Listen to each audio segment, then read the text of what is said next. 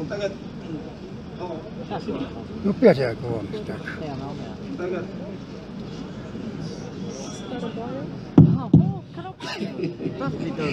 Mikrofons tieši tavam augumam, tas ir Arnis Punksts.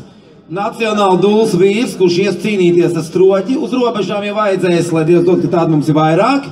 Viņš īsu runu un pēc tam mūsu vecmeistars Juris Kulakals jūs iepriecinās ar labu kameru mūziku. Sveicināti! Mēs šeit esam vienu iemeslu dēļ, lai pateiktu nē invāzijai.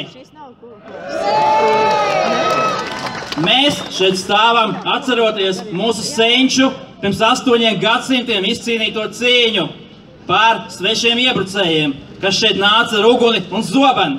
Un mēs šeit esam arī tādēļ, lai mūsu bērni un mazbērni atcerētos mūs, ka mēs neatdevām savu valsti svešiem iebrucējiem. Es nebaidos šī vārda. Tie nav imigranti, tie nav bēgļi, tie nav patvērumu meklētāji. Tā ir invāzija. Tie ir uzbrucēji, kas šeit nāk ar savu reglamentu mūsu teritorijā. Un viņi raujas pie varas ar katru dienu aizvien vairāk. Tādēļ mēs šeit esam, lai pateiktu mūsu valdībai. Pietiek! Mēs, Latvijas tauta, kuras augstākā vērtība ir demokrātija, pieprasam demokrātisku referendumu. Ļaujiet tautai teikt savu vārdu.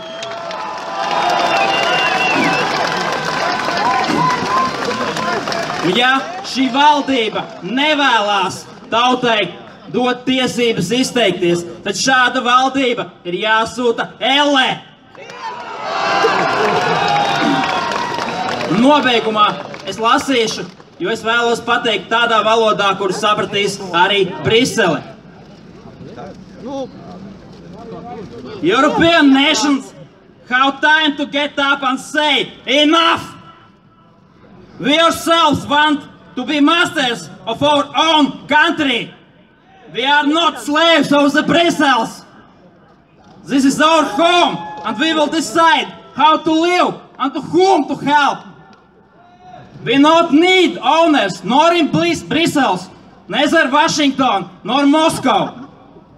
And if someone does not like it, then we have every right to send him or her to hell. So, Mr. Juncker, go to hell!